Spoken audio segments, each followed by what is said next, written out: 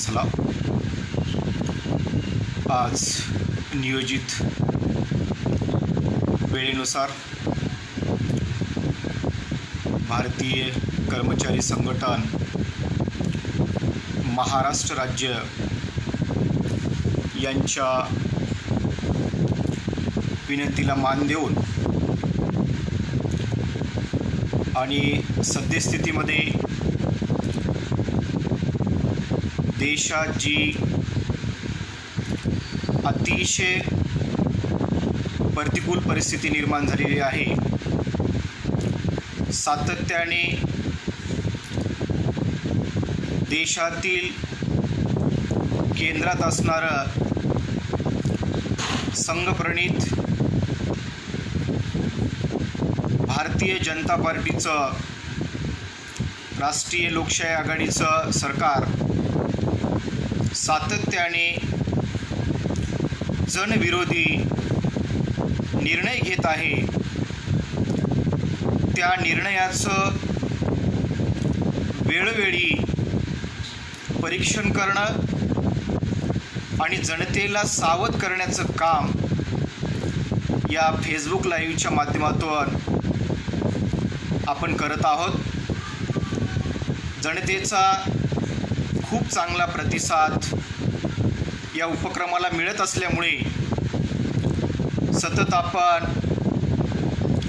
जनतेच्या हिताच्या दृष्टिकोनातून जे भूमिका आपणाला मांडता येतील त्या भूमिका मांडण्याचा मी सातत्याने प्रयत्न करत आहे. आजचा जो विषय भारतीय कर्मचारी संघटनेने दिलेला आहे तो असा आहे की केंद्र सरकारने घेतलेल्या रेल्वेच्या खाजगीकरणामुळे देशातील बेरोजगारांना शासकीय नोकऱ्या कशा मिळतील, हा अतिशय संवेदनशील विषय आज आपण घेतलेला आहे. त्याचं कारण असं आहे की कोरोना महामारीच्या काळात केंद्रातील भाजप प्रणित राष्ट्रीय लोकशाही आघाडीच्या सरकारने जनतेची सेवा न करता, कामगाराच्या हिताचे निर्णय न घेता सातत्यपूर्ण भारतीय जनतेच्या विरोधी, सामान्य कष्टकरी शोषित जनतेच्या विरोधी निर्णय घेतलेले आहेत आणि त्यापैकीच अतिशय चिंताजनक हा निर्णय आहे असं मला वाटतं. मागोवा घेण्याचा आपण प्रयत्न करूया, कारण बऱ्याच वेळेस जनतेला असं वाटतं की होऊ द्या ना रेल्वेचं खाजगीकरण, झालं तर आमचं काय बिघडत आहे असे लोकांना वाटू शकतं. परंतु मुळात रेल्वेच्या खाजगीकरणाची भूमिका भारताच्या राज्यघटनेमध्ये होती का आणि त्याचे कोणते परिणाम या देशातील जनतेवर याची सांगोपांग चर्चा आज आपण करणार आहोत. मुळात अशा प्रकारचं खाजगीकरण करण्याचं मोहीम केंद्र सरकारने का सुरू केलेले आहे? या कोरोना महामारीच्या सुरुवातीच्या कालखंडामध्ये भारतीय विमान सेवा, इंडियन एअरलाइन्स यांचं सुद्धा सरकारने खाजगीकरण केलेलं आहे आणि सगळ्यात मोठी भारतीय रेल्वे यांचं खाजगीकरण करण्याचं टप्प्याटप्प्यात लोकांची मानसिकता काय आहे हे तपासून पाहून टप्प्याटप्प्याने खाजगीकरणाचा अजेंडा भारतीय जनता पार्टीने ठेवलेला आहे. आता मुळात आपण काय खाजगीकरण म्हणजे काय हे समजून घेण्याचा प्रयत्न करूया. साधा आणि सोपा अर्थ आहे, खाजगीकरणामध्ये खाजगी मालकी असते आणि जे सार्वजनिक उद्योग असतात त्याच्यावरती सरकारची मालकी असते. सार्वजनिक उद्योगाचे खाजगीकरण करणे म्हणजे सरळ सरळ याचा अर्थ असा होतो की सरकारची मालकी असलेले उद्योग खाजगी उद्योजकाला, खाजगी धनदांडग्यांना, मुद्दाम हा शब्द वापरलेला आहे. रेल्वे आमच्या देशातील शेतकरी, शेतमजूर, अल्पभूधारक, सीमांत शेतकरी, छोटा कारागीर, गरीब व्यक्ती खरेदी करू शकणार नाही. लक्षात घ्या. रेल्वे कोण खरेदी करणार आहेत? टाटा, बिर्ला, अंबानी, अदानी, किर्लोस्कर, माल्ल्या हेच लोक रेल्वे खरेदी करणार आहेत. म्हणजे सरळ सरळ भारतीय रेल्वे विकून अगोदरच गरीब आणि श्रीमंतीची फार मोठी दरी देशामध्ये निर्माण झालेली आहे. ती दरी वाढवण्याचं काम भारतीय जनता पार्टीचं सरकार देशामध्ये करू पाहत आहे. ते सुद्धा या साथीच्या महाभयंकर आजाराच्या परिस्थितीमध्ये. म्हणजे लोकांना बाहेर येण्यासाठी सुद्धा स्पेस शिल्लक ठेवला नाही. कंप्लीट लॉकडाऊन, घराच्या बाहेर निघू नका, म्हणजे आम्ही एक एक उद्योग विकून टाकू.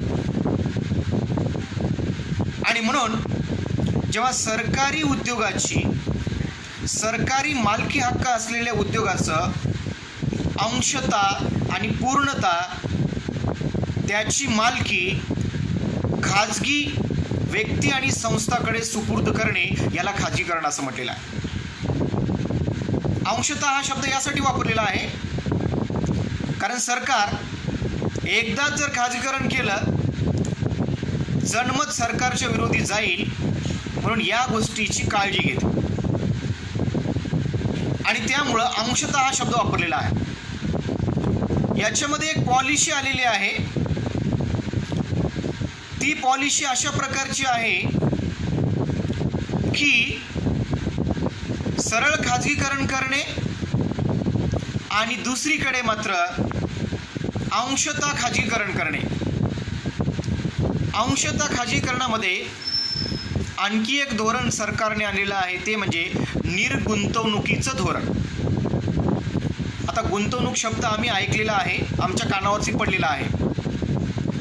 गुंतवणूक म्हणजे आम्ही सुद्धा सामान्यपणे कुठेतरी बचत करतो आणि त्या बचतीचं गुंतवणुकीमध्ये रूपांतर होतं. परंतु सरकारी गुंतवणूक जेव्हा सरकार सरकारी क्षेत्रामध्ये गुंतवणूक करतं आणि खाजगी क्षेत्रामध्ये गुंतवणूक करतं त्याला सरकारी गुंतवणूक असं म्हटलं जातं. म्हणजे सरकारचे पैसे, आता सरकार शब्द मी पुन्हा पुन्हा का वापरलेला आहे त्याचं डेफिनेशन मी सांगतो. सरकारी उद्योग हे सरकारी मालकीचे आहेत, म्हणजे तुमच्या आमच्या मालकीचे आहेत. म्हणजे आम्ही जनतेने, जसं आमच्या राज्यघटनेच्या प्रास्ताविकामध्ये म्हटलेलं आहे, आम्ही भारताचे लोक, आम्ही भारताची जनता भाजप सरकारला निवडून दिलेला आहे. सरकार दुसरीकडून आलेलं नाही, सरकारला आम्हीच निवडून दिलेलं आहे. म्हणजे याचा अर्थ आहे जनतेच्या मालकीची रेल्वे आहे. म्हणजे तुमच्या आमच्या मालकीची असलेली जी काही रेल्वे आहे विकून टाकण्याचा सपाटा केंद्र सरकारने या ठिकाणी लावलेला आहे. आता केंद्र सरकारला म्हणजे भाजप सरकारला रेल्वे विकल्यानंतर काय मिळणार आहे हे फार महत्त्वाचं. जेव्हा मागील सरकारमध्ये तत्कालीन रेल्वे मंत्री लालू प्रसाद यादव होते, या लालू प्रसाद यादवांना जेव्हा रेल्वे मंत्री विदेशामध्ये भारतीय रेल्वे कशी चालते, भारतीय रेल्वेचा अर्थसंकल्प कसा आहे याच्या संदर्भात विदेशी विद्यापीठामध्ये लालू प्रसाद यादव यांना स्पीच देण्यासाठी बोलवण्यात आलं होतं. म्हणजे भारतीय रेल्वेचा इतिहास जर आम्ही पाहिला तर लालू प्रसाद यादवांनी अतिशय व्यवस्थितपणे नफ्यात भारतीय रेल्वे चालवली. म्हणजे आजच्या घडीला सुद्धा भारतीय रेल्वेला कोणत्याही प्रकारच्या अडचणी नसताना ही रेल्वे विकण्याची गरज का आलेली आहे, याच्या पाठीमागे केंद्र सरकारचं, भारतीय जनता पार्टीचं सरकारचं कोणतं मोठं षडयंत्र आहे हे आम्ही तपासून पाहूया. कारण एकीकडे भारतीय जनता पार्टीच्या सरकारने जेव्हा मतं मागायला हे आले होते जनतेमध्ये, त्यावेळी यांची भूमिका अशी होती, दरवर्षी या देशातील 5 कोटी बेरोजगारांना नोकरीच्या संधी उपलब्ध करून देऊ. आता कोणाच्या जीवावर नोकरीच्या संधी उपलब्ध करून देऊ असं म्हणाले होते. त्यामधला अतिशय महत्त्वाचा भाग म्हणजे इंडियन एअरलाइन्स आहे, भारतीय रेल्वे आहे, भारतातील राष्ट्रीयकृत बँका आहेत, भारतातील विमा कंपन्या आहेत. या सर्व ज्या सरकारी मालकीच्या उद्योग आहेत, याच्या आधारेच भारत सरकारने म्हणजेच तत्कालीन भारतीय जनता पार्टी आणि त्यांच्या मित्रपक्षाने त्यांच्या अजेंड्यामध्ये आणलेलं होतं, दरवर्षी 5 कोटी लोकांना रोजगार उपलब्ध करून देऊ. दरवर्षी मिळत आहे का 5 कोटी रोजगार हे तुम्ही तपासून पहा. मी वेगळं काही सांगत नाही याच्यामध्ये. किती बेरोजगारांना शासकीय नोकऱ्या मिळत आहेत तुमचं तुम्ही तपासा.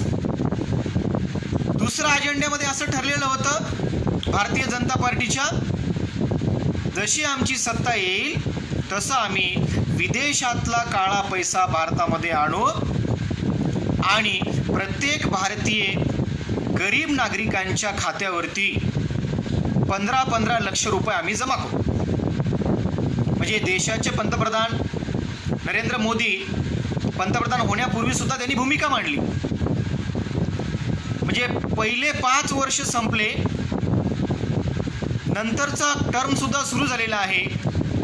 माझ्या माहितीप्रमाणे अद्यापपर्यंत देशातील कोणत्याही जनतेच्या, गरीब जनतेच्या खात्यावरती 15 लक्ष रुपये जमा झालेले नाहीत. तुमच्या खात्यावर जमा झाले असतील तर आम्हाला सांगा, आम्ही निश्चितपणे सरकारला कळवूया. म्हणजे 5 कोटी रोजगाराचं जे आश्वासन आहे ते अतिशय खोट्या स्वरूपाचं आश्वासन होतं. तसं पाहिलं तर भारतामध्ये बेरोजगारीचा दर जगातील इतर राष्ट्राच्या तुलनेत प्रचंड जास्त आहे. त्याचं कारणही आम्ही शोधूया. त्याचं कारण एकच आहे की जगामध्ये भारताची लोकसंख्या दुसऱ्या क्रमांकाची लोकसंख्या. मनुष्यबळाच्या बाबतीत भारत हा जगामध्ये दुसऱ्या क्रमांकाचा राष्ट्र म्हणून ओळखला जातो.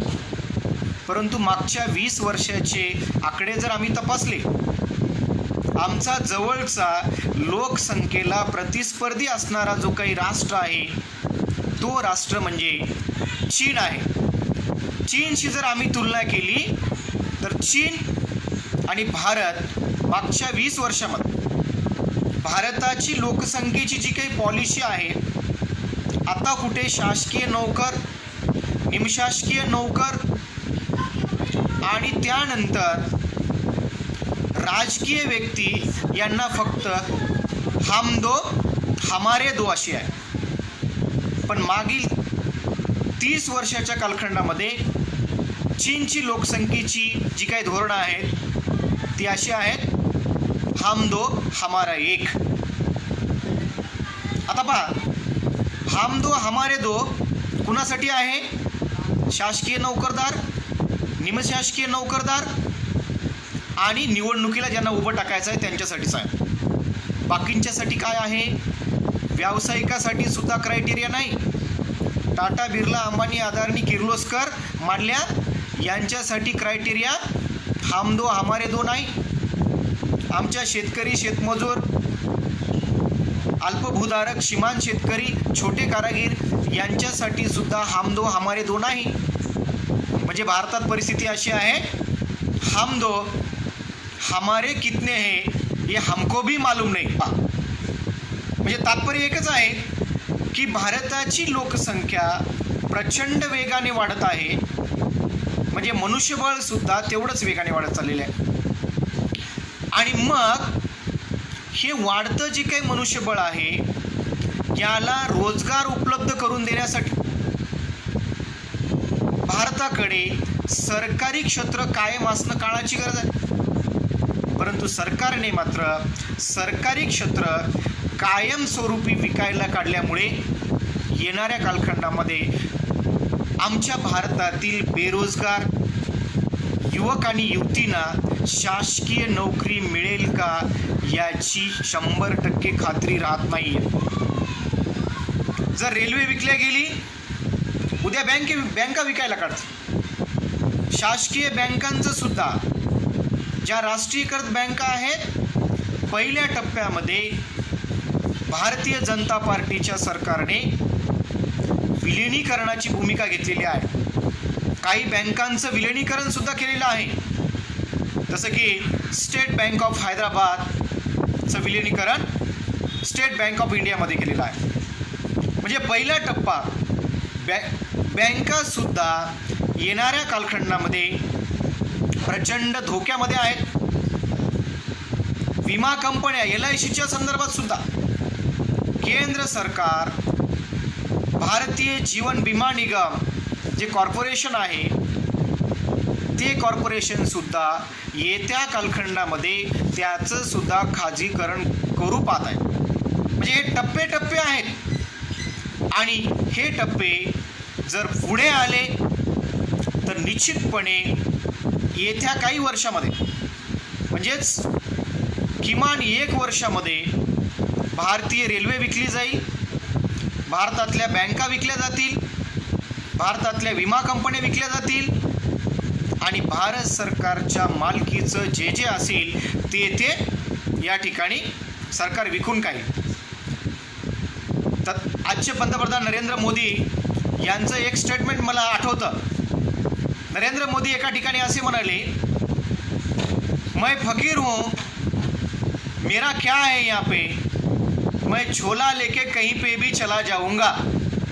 म्हणजे काय, म्हणजे याचा अर्थ भारताच्या पंतप्रधानाला ते स्वतःच म्हणतात, मैं फकीर हूँ, मेरा कुछ भी नहीं यहाँ पे और मैं कभी भी झोला लेके निकल जाऊंगा.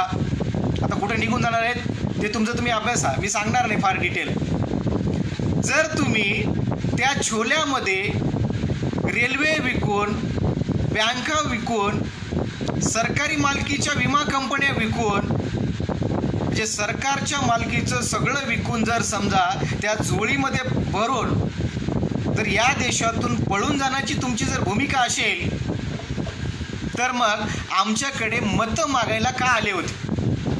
हा आमच्या जनतेचा अतिशय महत्त्वाचा सवाल आहे. जर तुम्ही अजेंड्यामध्ये असं लिहिलं असतं की भारतीय जनता पार्टी ज्या उमेदवाराला पंतप्रधान म्हणून प्रमोट करणार आहे तो उमेदवार एक फकीर आहे आणि तो झोळी भरून केव्हा पण निघून जाईल, लोकांनी मतदान केलं असतं का तुम्हाला? लोकांनी तुम्हाला अजिबात मतदान केलं नसतं. कारण लोकांना या गोष्टी समजल्या असत्या तेव्हाच. परंतु तुम्ही मात्र तसं केलं नाही. जनतेची पूर्णतः तुम्ही दिशाभूल केलेली आहे. तुम्ही असं म्हणालात कि हम विकास करने वाले हैं, हम विकास की बात करेंगे, हमें भारत को आगे बढ़ाना है, हे तुमचे त्यावेळी स्टेटमेंट होते. लोकांनाही वाटलं विदेशातला काळा पैसा आणतील, आमच्या खात्यावर 15-15 लाख जमा करतील म्हणून आमच्या गरीब जनतेने तुम्हाला मतदान केलेलं आहे. दरवर्षी 5 कोटी लोकांना रोजगार उपलब्ध करून देऊ. त्यामुळं आमच्या बेरोजगार युवकांना सुद्धा असं वाटलं जर आम्हाला शासकीय नोकऱ्या मिळत असतील तर आम्ही सुद्धा भाजपला मतदान का करू नये म्हणून लोकांनी भाजपला मतदान केलेले. म्हणजे याचा अर्थ एका बाजूने तुम्ही जनतेची फसवणूक केलेली आहे, लोकांची फसवणूक केलेली आहे आणि म्हणून हे केंद्र सरकार, भारतीय जनता पार्टीचं सरकार जनतेचं फसवणूक करणारं सरकार आहे. आता जनतेच्या पैशाला लुटू पाहत आहे. जर तुम्ही अशा प्रकारे जनतेचा पैसा जर लुटत असाल तर येणाऱ्या कालखंडामध्ये आमची जनता तुम्हाला तुमची जागा दाखवेल. पण तत्पूर्वी रेल्वे विकण्यापूर्वी जर आम्हाला रेल्वेला रोखायचं असेल तर आम्हाला काय करावं लागेल? तर ठीक आहे, केंद्र सरकारने भारतीय रेल्वे विकायला काढलेली आहे, तसं वातावरण त्यांनी सुरू केलेलं आहे. आणि मग ते वातावरण सुरू केलेलं असेल, दुसरीकडे लॉकडाऊन सुरू आहे आणि या लॉकडाऊनच्या कालखंडामध्ये जर आम्हाला रेल्वे विकणारी रेल्वे जर तिला रोखायचं असेल तर आम्हाला काय करावं लागेल? आता आम्हाला म्हणजे कोणाला, हे फार महत्त्वाचं. मग इथे सगळ्यात मोठा जो काही ब्रेक लागेल, रेल्वेमध्ये लागणाऱ्या ज्या काही नोकऱ्या आहेत त्या शासकीय नोकऱ्या आम्हाला मिळणार नाहीत.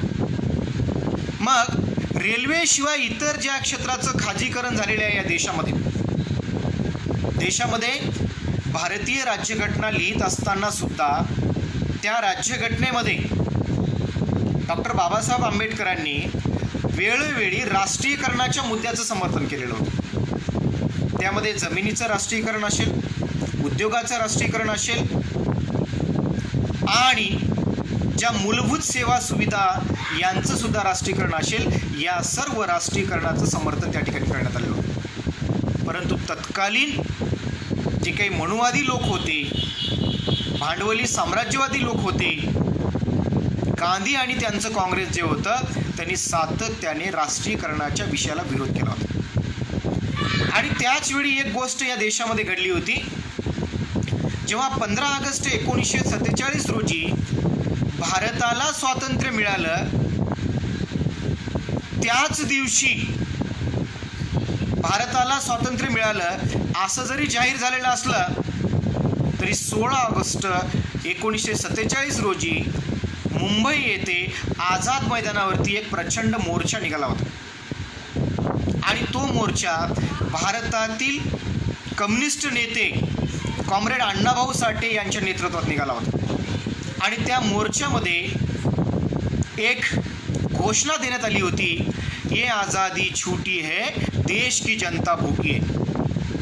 म्हणजे एकीकडे डॉक्टर बाबासाहेब आंबेडकरांनी जमिनीच्या राष्ट्रीयकरणाचा विषय मांडला, उद्योगाच्या राष्ट्रीयकरणाचा विषय मांडला, शिक्षणाच्या राष्ट्रीयकरणाचा विषय मांडला आणि मूलभूत सेवा सुविधांच्या राष्ट्रीयकरणाचा विषय मांडला.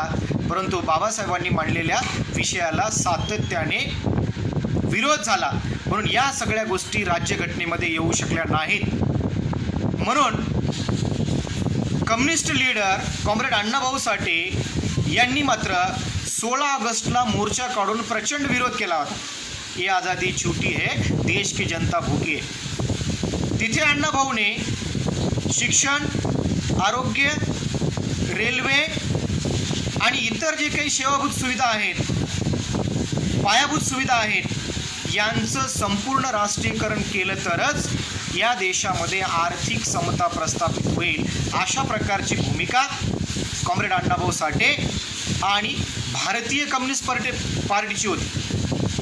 परंतु तेव्हापासून ते आजतागायत या देशामध्ये सातत्याने समाजवादी विचार रुजवण्याऐवजी भांडवली साम्राज्यवादी विचार रुजवण्याचा कार्यक्रम या मनुवादी सरकारने या ठिकाणी आणलेला आहे. मग शेतीचंही राष्ट्रीयकरण झालेलं नाही, त्यानंतर उद्योगाचं राष्ट्रीयकरण झालेलं नाही, फक्त जे काही मूलभूत सोयी सुविधा आहेत.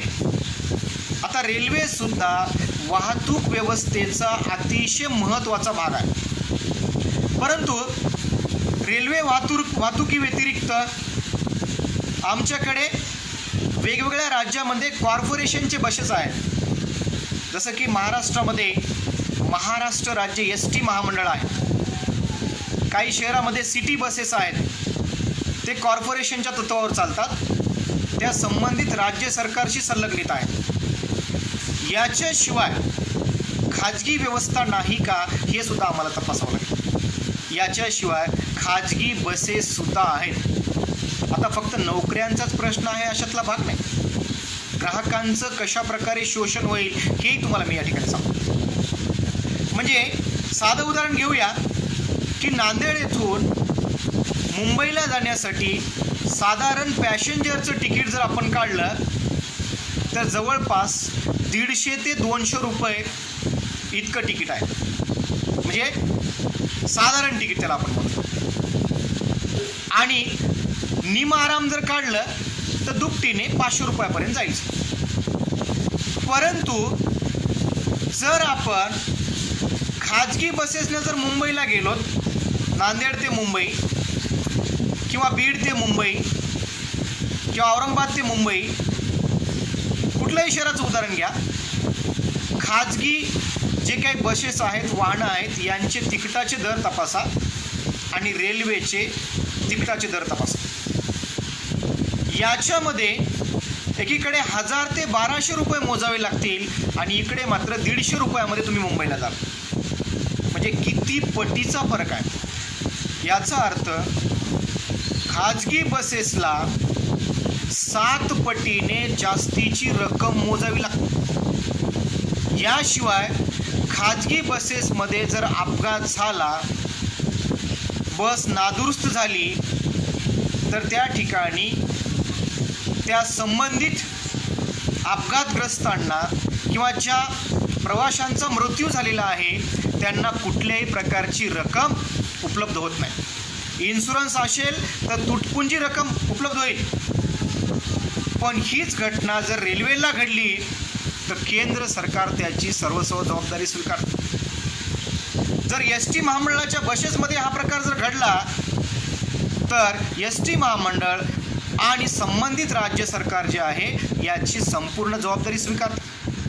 म्हणजे याचा सगळ्यात जास्त फटका जर कोणाला होणार असेल तर ग्राहकांना सुद्धा फटका बसणार आहे. एका बाजूने नोकऱ्या सुद्धा गमवाव्या लागणार आहेत आणि दुसऱ्या बाजूने ग्राहकांना सुद्धा मोठ्या प्रमाणात फटका बसला जाणार आहे आणि त्यामुळे ग्राहक सुद्धा येणाऱ्या कालखंडामध्ये होरपळून निघणार आहे.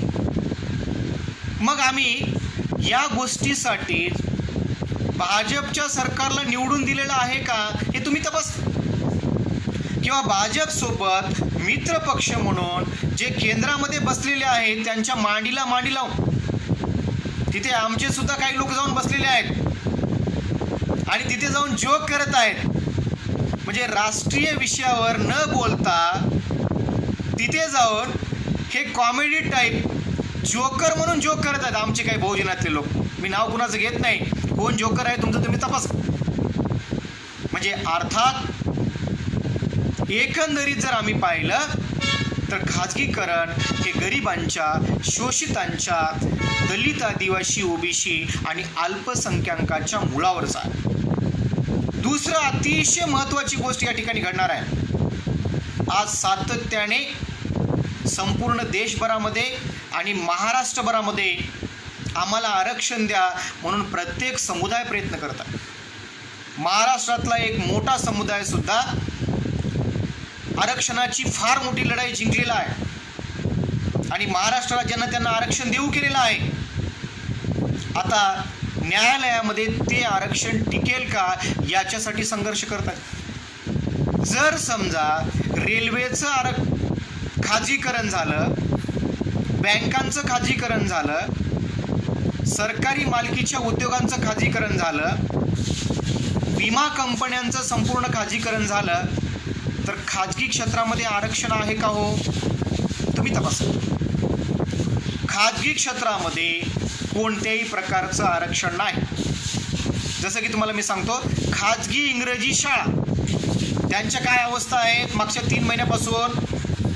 खाजगी इंग्रजी शाळामध्ये जे शिक्षक आहेत आणि शिक्षकेतर कर्मचारी आहेत त्यांना मागील 3 महिन्यापासून कुठल्याही प्रकारचं सॅलरी नाही. शाळा बंद पडलेल्या आहेत. म्हणजे याचा अर्थ खाजगी जे काही सेवा आहेत त्या केवळ आणि केवळ नफा कमवण्याच्या उद्देशाने निर्माण होतात. आता रेल्वेमध्ये गुंतवणूक करण्यासाठी गरीब जनता रेल्वेमध्ये गुंतवणूक करणार नाही. टाटा, बिर्ला, अंबानी, किर्लोस्कर, अदानी, माल्या हेच लोक रेल्वेमध्ये गुंतवणूक करणार आहेत. मग यांचा उद्देश काय असणार आहे? गरिबांची सेवा करणे हे यांचा उद्देश राहणार आहे का? अजिबात नाही. खाजगी उद्योजकाचा उद्देश एकच राहणार आहे, तो म्हणजे जास्तीचा नफा कमवणे. आणि नफा कमवण्यासाठी हे बाजारपेठेमध्ये आलेले आहेत आणि हे केवळ आणि केवळ नफा कमवण्याचा उद्देश डोळ्यासमोर ठेवते. खाजगी ट्रॅव्हल्स जे आहेत ते कोणत्या किती गरीब लोकांना, किती अपंगांना, किती महिलांना हे त्यांच्या बसेसने प्रवास करताना सवलती देतात. खाजगी क्षेत्रामध्ये कोणत्याही प्रकारच्या सवलती नाहीत. आरक्षणाची सवलत तुम्हाला अजिबात मिळणार नाही. पण आमच्या भारतामध्ये आणि महाराष्ट्रामध्ये आरक्षणाच्या चळवळी कशा आहेत? शेड्यूल कास्ट असेल, शेड्यूल ट्राईब असेल, ओबीसी असेल आणि वेगवेगळे जात समूह असतील. एसबीसी असेल, ते जात समूह प्रत्येक गट समूहामध्ये, जात समूहामध्ये आमच्या जातीला आरक्षणाचा लाभ मिळेल नाही किंवा फलाण्या जातीला आरक्षणाचा लाभ मिळाला नाही, याच्यातच भांडणं करत परेशान आहेत. शेड्यूल कास्टमध्ये तीच परिस्थिती आहे. शेड्यूल ट्राईबमध्ये असं म्हटलं जातं खऱ्या आदिवासींना न्याय मिळालेला नाही म्हणून त्यांच्यात भांडणं. ओबीसीमध्ये सुद्धा तीच परिस्थिती आहे. ओबीसी आमचे बंधू आणि भगिनी सुद्धा त्याच्यात मायक्रो ओबीसी, मोठा ओबीसी, छोटा ओबीसी यांनीच आरक्षणाचा लाभ घेतला, त्यांनीच आरक्षणाचा लाभ घेतला, आम्हाला अजून आरक्षणाचा लाभ मिळाला नाही म्हणून आपली शक्ती इथेच खर्च करत आहेत. शेड्यूल कास्टमध्ये तीच परिस्थिती, शेड्यूल ट्राईबमध्ये तीच परिस्थिती, ओबीसीमध्ये सुद्धा तीच परिस्थिती आणि महाराष्ट्रातला मोठा जात समूह सुद्धा आरक्षण मिळालं पाहिजे म्हणून संघर्ष करतो.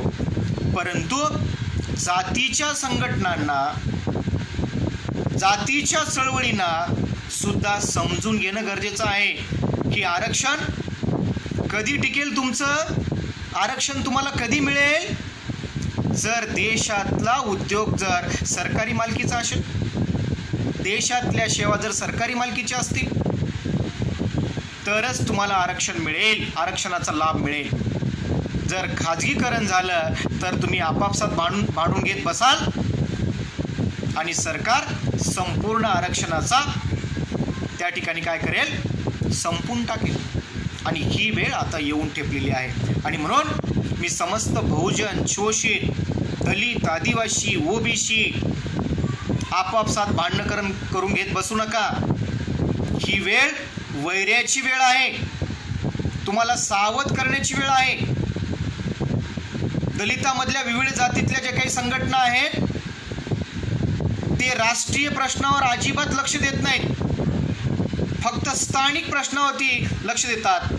याच्याशिवाय आमच्या जातीचा विकास कसा होईल, जातीच्या लोकांना प्रतिनिधित्व कसं मिळेल, आमच्या जातीचे लोक त्यांचं शैक्षणिक, सामाजिक, राजकीय, ठीक आहे जात मागासलेली आहे आपण समजून घेऊया, परंतु तुम्हाला आरक्षणाचा लाभ, सामाजिक लाभ, राजकीय लाभ, सांस्कृतिक लाभ कधी मिळणार आहे? जोपर्यंत हे सगळं सार्वजनिक असेल तेव्हाच तुम्हाला लाभ मिळेल ना. जर संपूर्ण जर खाजगीकरण झालं तर तुमच्या जातीचाही विकास होणार नाही, पंथाचाही विकास होणार नाही, धर्माचाही विकास होणार नाही. सगळं काही या ठिकाणी खाजगीकरण होऊन बसेल. आज खाजगी क्षेत्रामध्ये साधी गोष्ट सांगतो, आज लग्न जुळवताना सुद्धा लोक विचार करतात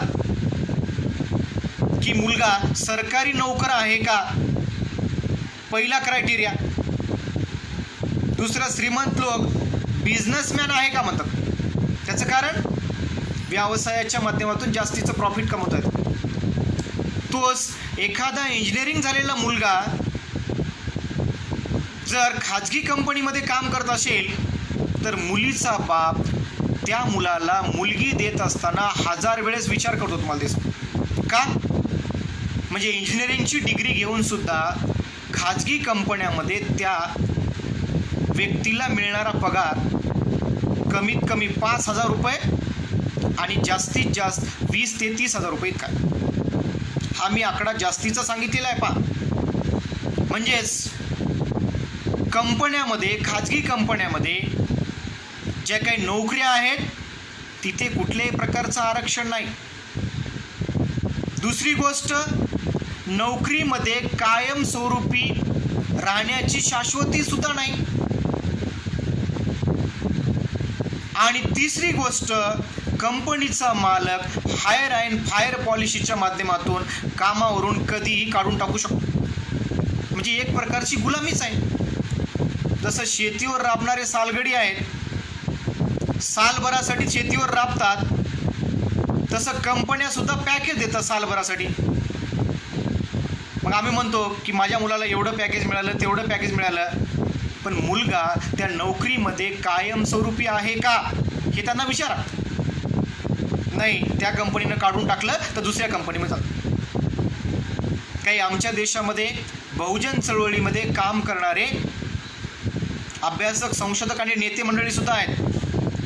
ते म्हणत आहेत खाजगी क्षेत्रामध्ये आरक्षण द्या. आता पहा, खाजगी क्षेत्रामध्ये आरक्षण द्या म्हणजे कुठे चालली आमच्या चळवळी? खाजगी क्षेत्रामध्ये आरक्षणाची तरतूद हे भारताच्या राज्यघटनेमध्ये आहे का ते तुम्ही तपासा. भारताच्या राज्यघटनेमध्ये जर तशी तरतूद नसेल तर खाजगी क्षेत्रामध्ये आरक्षण मिळेल का? म्हणजे याचा अर्थ असा की आपण जे मागण्या करत आहोत त्या मागण्या संविधानिक मागण्या आहेत का याचाही आम्ही विचारमंथन केलं पाहिजे. खाजगी क्षेत्रामध्ये आरक्षण मागणे म्हणजे सरळपणे खाजगीकरणाचं समर्थन करणे होय. म्हणजेच खाजगीकरण विरोधी जी काही चळवळ आहे ती चळवळ कुठेतरी दिशाभूल करण्याचं एक षडयंत्र आहे मनुवादाचं. हे आमच्या बहुजन, शोषित, वंचित, आदिवासी, दलितांना कळालं पाहिजे. हे आम्ही ओळखलं पाहिजे लवकरात लवकर काय षडयंत्र सुरू आहे. आणि हे षडयंत्र जर आम्ही ओळखलं नाही तर येणाऱ्या कालखंडामध्ये संपूर्ण खाजगीकरण होऊन जाईल. दुसरीकडे याच कालखंडामध्ये, लॉकडाऊनच्या कालखंडामध्ये भारतीय जनता पार्टीच्या सरकारने केंद्रामध्ये आणि राज्यामध्ये ज्या ज्या ठिकाणी भाजपचं सरकार आहे त्या ठिकाणी त्यांनी मोहीम राबवलेली आहे. ती मोहीम कामगारांच्या विरोधी मोहीम आहे. त्या मोहिमेच्या माध्यमातून त्यांनी एक षडयंत्र राबवलेलं आहे की कॉर्पोरेट फील्डमध्ये काम करणाऱ्या कामगारांचे कामाचे तास 8 तासावरून 12 तास इतके केलेले आहेत. म्हणजे 4 तासाने कामाचे तास वाढवलेले आहेत. म्हणजे याचा अर्थ काय? खाजगी कंपन्यामध्ये कुठलाही निर्णय घेण्याचं जे स्वातंत्र्य आहे ते पूर्ण स्वातंत्र्य केंद्र सरकारने आणि संबंधित राज्य सरकारने त्या कंपन्यांना दिलेलं आहे. दुसरी एक गोष्ट त्याच्यामध्ये अतिशय महत्त्वाची घडलेली आहे, ती कामगारांच्या विरोधी घडलेली आहे. ती म्हणजे कंपन्यामध्ये काम करणाऱ्या कामगारांना तो कंपनीचा मालक केव्हाही कामावरून काढून टाकू शकतो. हायर अँड फायर पॉलिसी म्हणजे अर्थात खाजगी क्षेत्रामध्ये नोकरी सुरक्षित नाही, वेतन सुरक्षित नाही, कामगाराचं जीवन सुरक्षित नाही. म्हणजे कामगारांना येत्या कालखंडामध्ये रोबोटसारखं वापर करून घेतलं जाणार आहे. म्हणजे जे लोक आज आरक्षण मागत आहेत, आरक्षणामध्ये आरक्षण मागत आहेत, त्यांच्या डोक्यामध्ये हे विचारच येत नाही. तुम्हाला ते सांग, त्यांच्या डोक्यामध्ये सुद्धा हे विचार आले पाहिजेत. आमचं आरक्षण कधी टिकेल? जर सार्वजनिक क्षेत्र जर कायम असेल तरच या ठिकाणी टिकेल. आरोग्य सेवांची सुद्धा तीच परिस्थिती आहे, शिक्षणाची तीच परिस्थिती आहे. आरोग्य सेवेमध्ये आज सरकारी दवाखाना आमच्या हक्काचा वाटतो गरिबांना. कोरोना महामारीच्या कालखंडामध्ये ज्यांना कोरोना पॉझिटिव्ह झालेला आहे, किती गरीब लोकांनी पंचतारांकित दवाखान्यामध्ये उपचार घेतलेला आहे. काही मोजके लोक जर सोडले, कोणी उपचार घेतलं तुम्ही तपासा, मी काही तुम्हाला सांगणार नाही. परंतु गरिबांनी मात्र उपचार कुठे घेतला? त्या सरकारी दवाखान्यामध्ये घेतला. सरकारी दवाखान्यामध्ये गेल्यानंतर त्या ठिकाणी तो दवाखाना आपला वाटतो, आम्हा गरिबांचा वाटतो, कारण आम्हाला तिथे 5 ते 10 रुपये इतकी फीस मोजावी लागते. खाजगी दवाखान्यामध्ये जाऊन पहा किती रुपये लागतात. 300 रुपयापासून ते 500 रुपयापर्यंत तुम्हाला फीस भरल्याशिवाय काउंटरवरचा जो रिसेप्शनिस्ट आहे तो तुम्हाला डॉक्टरच्या कॅबिनमध्ये एंट्री देऊ शकत. मोठा आजार झाला, अपघात झाला तर खाजगी हॉस्पिटलमध्ये सुरुवातीला एंट्री करत असताना किमान 10 ते 20 हजार रुपये ॲडव्हान्स जमा करावे लागतात. मग का तुमच्याबद्दल यांना कळवळ नाही हो? खाजगी मालकांना जर तुमची कीव आहे, तळमळ आहे, बिन पैशाचं कोणी तुमचा उपचार करतं का? एखादा डॉक्टर दाखवा मला, देशातला दाखवा, महाराष्ट्रातला दाखवा. असा कोणता डॉक्टर आहे की जो सहजपणे खाजगी दवाखान्यात गेल्यानंतर मोफत सेवा, खाजगी मोफत सेवा दाखवा. तुम्हाला आरोग्य सेवेत मिळणार नाही. शिक्षणामध्ये दाखवा. कोणत्या इंग्रजी शाळेमध्ये 10% ते 20% विद्यार्थ्यांना मोफत प्रवेश आहेत?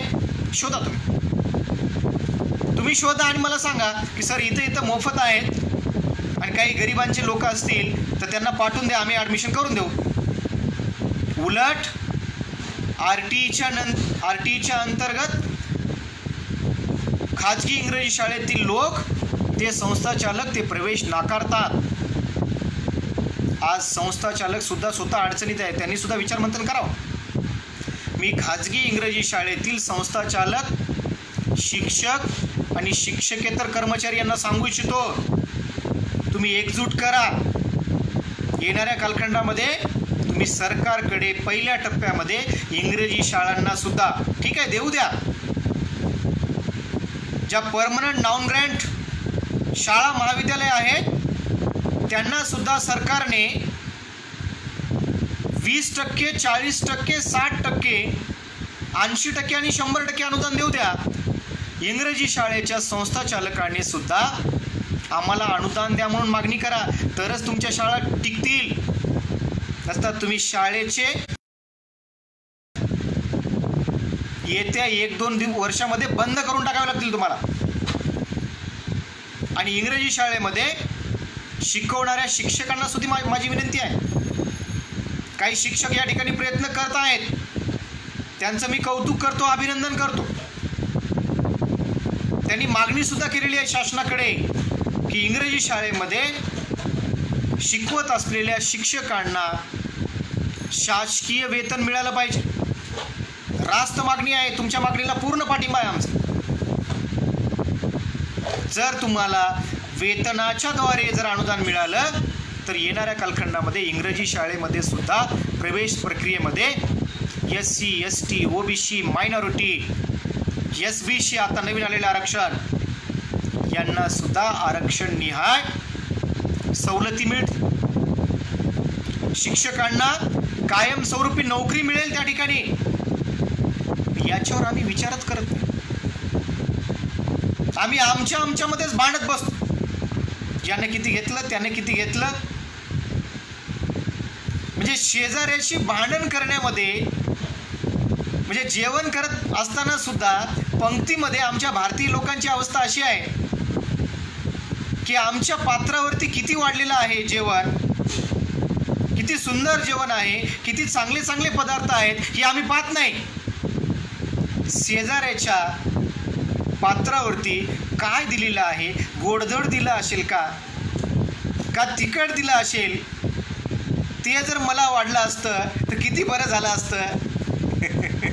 अशी अवस्था भारतीय आरक्षण चळवळीची झालेली आहे.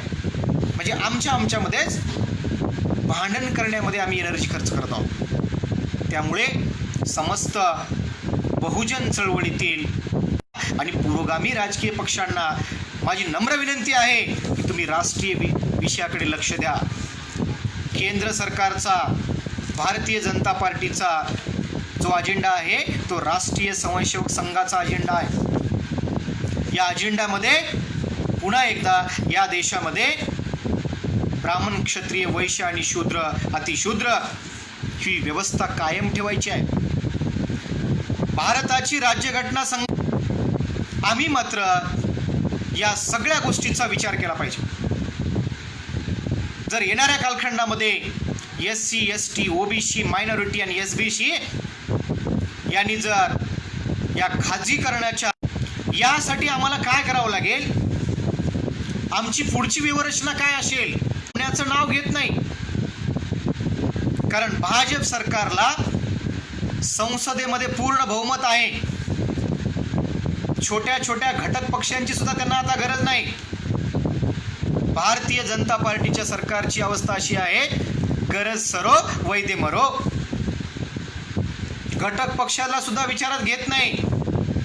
मी केंद्रामध्ये सामील असलेल्या घटक पक्षांना सुद्धा सांगू इच्छितो, जे समाजवादी म्हणून मिरवत आहेत, डाव्या सरकारमध्ये आहेत, त्या घटक पक्षांनी ज्यांचा राष्ट्रीयकरणाचा विषय आहे, खाजगीकरणाला विरोध आहे, अशा घटक पक्षांनी म्हटलं पाहिजे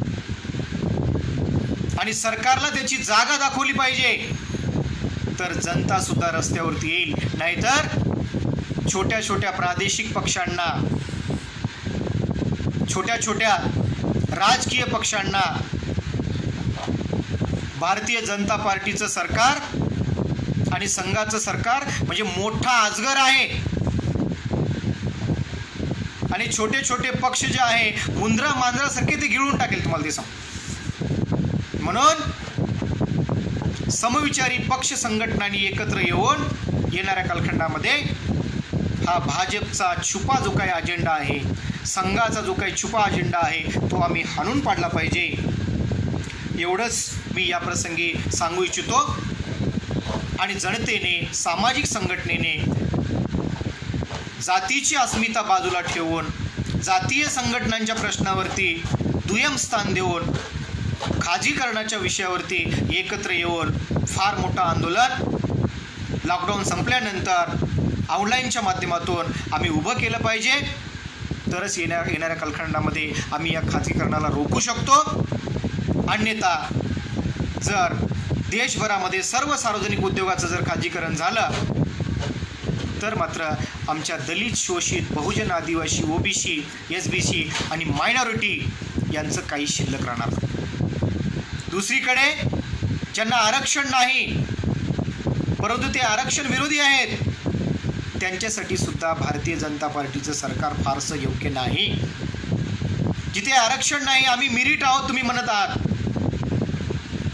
जे खुल्या प्रवर्गामधले आहेत आम्ही मिरिट आहोत म्हणत आहेत. तुमचं मिरिट हे कधी साध्य होईल, तुमच्या मिरिटला कधी संधी मिळेल, जर सरकारी नोकऱ्या कायम राहिल्या तरच. तुम्ही आरक्षणाच्या विरोधी नेहमी बोलता.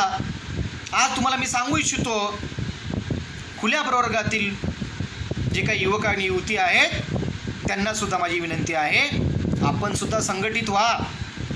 सगळं जर खाजगी झालं, तुमच्या मिरिटला खाजगी क्षेत्रामध्ये कोणी किंमत करणार नाही. आणि किंमत केलीच तर ते अतिशय तुटपुंजी स्वरूपाची किंमत असेल. आणि म्हणून सगळे मिळून लढूया आणि एकत्रितपणे लोकशाही मार्गाने खाजगीकरणाच्या विरोधामध्ये एक फार मोठा लढा रेल्वेच्या माध्यमातून आम्ही उभा करण्याचं आज ठामपणे निश्चित करूया. संशोधक, अभ्यासक, विद्यार्थी सर्वांनी मिळून हा विषय गंभीरपणे समजून घेतला पाहिजे आणि या विषयाच्या अनुषंगाने आपण एक जनवादी चळवळ सुरू केली पाहिजे. एवढंच या ठिकाणी बोलतो. जय भारत, लाल सलाम. आपले काही प्रश्न असतील तर आपण स्क्रीनवरती मला विचारू शकता. या विषयाच्या अनुषंगाने तुमच्या मनामध्ये काही प्रश्न असतील तर स्क्रीनवरती प्रश्न विचारू शकता. मी आपल्या प्रश्नांचं उत्तर देण्यासाठी प्रयत्न करतोय. मी या विषयाची मांडणी अतिशय विस्ताराने आणि इतर ज्या काही मूलभूत सोयीसुविधा आहेत, शिक्षण आहे, आरोग्य आहे, विमा आहे, बँका आहेत, या सर्वांच्या अनुषंगाने काही प्रश्न तुमच्या मनामध्ये असतील तर तुम्ही मेसेजवरती प्रश्न विचारू शकता. एल डी निळकंठे सर म्हणत आहेत, वीरेंद्रदास इंगळे सर, प्राध्यापक राज ताडेराव सर, यादव भुयारे, संदीप डी शिंदे, आमचे बालेराव साहेब, अनेक मंडळी यांनी विषय समजून घेण्याचा प्रयत्न केलेला आहे. कैलास रामचंद्र गायकवाड म्हणत आहेत, लाल सलाम सर, लाल सलाम कॉम्रेड. तुमच्या मनामध्ये काही प्रश्न असतील तर विचारा. हा 5-10 मिनिटाचा वेळ केवळ मीच बोलून चालणार नाही, तर तुम्हाला काय वाटतं ते तुम्ही बोललं पाहिजे.